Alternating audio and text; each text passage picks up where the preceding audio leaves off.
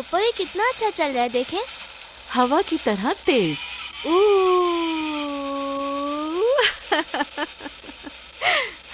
काश कि हम भी इसके अंदर होते थे। मैं तो डर जाता, आपको डर नहीं लगता?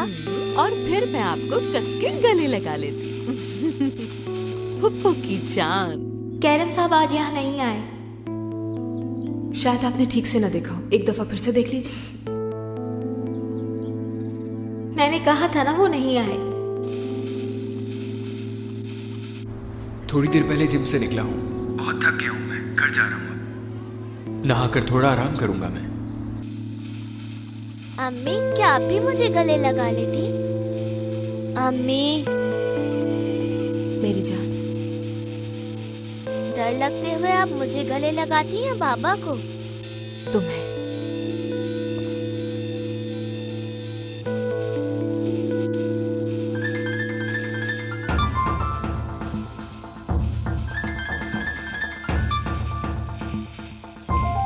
शायद कोई ऐसा शख्स फोन कर रहा है जिससे तुम नाराज क्या? हो। चेहरा जो अजीब हो गया है।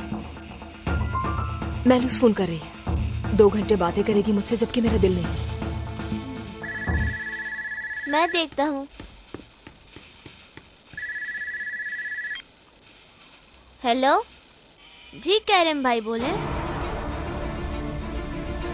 मैं ठीक हूँ, आप कैसे हैं? अम्मी इधर ही हैं। ठीक है, मिलते हैं फिर। कैरम भाई का फोन है। बात कर लो ना उससे, शायद कोई अहम बात हो। हेलो कैरम साहब। मेरी कॉल पिक नहीं करोगी तो इसी तरह घर के नंबर पर फोन करूंगा मैं तुम्हें। बहुत शुक्रिया, मैं ठीक हूँ, आप कैसे हैं? ठीक नहीं, तुमसे राब्ता जो नहीं हो रहा मेरा। मेरी जान, तुम मेरे फोन का जवाब क्यों नहीं दे रही? कब से कॉल कर रहा हूं मैं तुम्हें?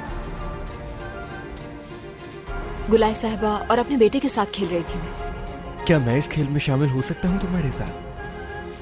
जी मैं आपकी बात अच्छी तरह समझ रही हूँ, लेकिन आप नजमुद्दीन से बात कीजिए, ये बेहतर रहेगा ज्यादा। लेकिन मैं तो सिर्फ तुमसे बात करना चाहता हूं।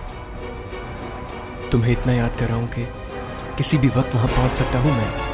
मुझे बताओ कब? नजमुद्दीन साहब, बाद में कॉल करता हूं मैं तुम्हें।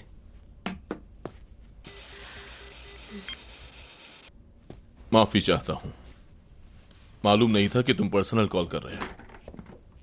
जब मुझे अंदाजा हुआ कि पर्सनल कॉल है तो खुद को जाहिर कर दिया मैंने। कोई बात नहीं सर, मैं शर्मिंदा हो गया बस। शर्मिंदा मत हो, इसका मतलब तुम्हारी जिंदगी में कोई है। असल में ऐसा कोई नहीं है सर, लेकिन आपको मालूम है ना, खवातीन के बगैर गुजारा नहीं होता। लेकिन ऐसा कोई खास नहीं है।